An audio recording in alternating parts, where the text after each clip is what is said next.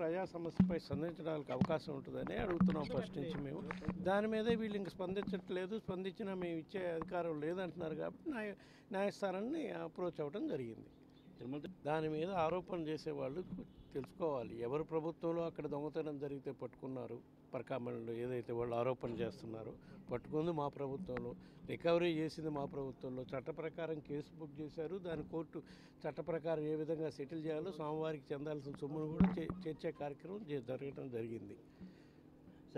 ఇవన్నీ అక్రమంగా పెట్టిన కేసులే.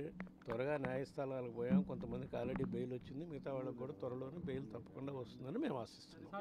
పార్టీ బలోపేతం చేయటం దాంట్లో భాగంగానే ఈరోజు విశ్వసాయ సమావేశం ఏర్పాటు చేసుకోగలిగింది.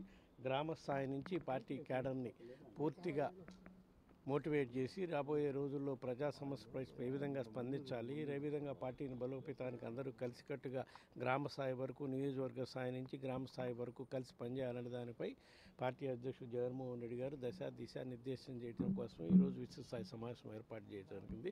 అదేవిధంగా కూటమి ప్రభుత్వం అధికారంలోకి వచ్చినాక ఏ విధంగా అక్రమ కేసులు పెట్టి వైఎస్ఆర్ కాంగ్రెస్ పార్టీ క్యాడర్ని, మరీ ముఖ్యంగా సోషల్ మీడియా వాళ్ళని నిర్బంధిస్తున్నారో వాటన్నిటిపై ఎదుర్కొనడానికి ధైర్యం ఇచ్చేదానికి ఒక డిజిటల్ ఇది లాంచ్ చేయడం జరిగింది. వాళ్ళు ఎక్కడెక్కడ ఇబ్బందులు ఎదుర్కొంటున్నారో అవన్నీ ప్రజలకు తెలియజేసే విధంగా, పార్టీ అధిష్టానానికి తెలియజేసే విధంగా డిజిటల్ బుక్ కూడా ఈరోజు లాంచ్ చేయడం జరిగింది.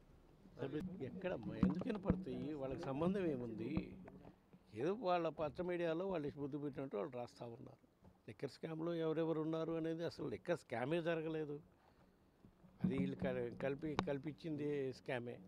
ఇంకా వైద్య సేవలు అందించాలి, వైద్య విద్యను అందుబాటులోకి తీసుకురావని ఎంతో ఆలోచనతో మెడికల్ కాలేజీలు 20 జిల్లాకు మెడికల్ కాలేజ్ ఉండాలని స్టార్ట్ చేస్తే ఇప్పుడు అవి ప్రైవేటీకరణ చేస్తున్నారంటే దాని మీద ప్రజలకి మేలు జరుగుతుందా, కీడు జరుగుతుందా అనేది ప్రజలు కూడా అర్థం చేసుకుంటారు కదా. ప్రజలకు అందుబాటులో ఉండాలనే మెడికల్ కాలేజీలు స్టార్ట్ చేయడం జరిగింది.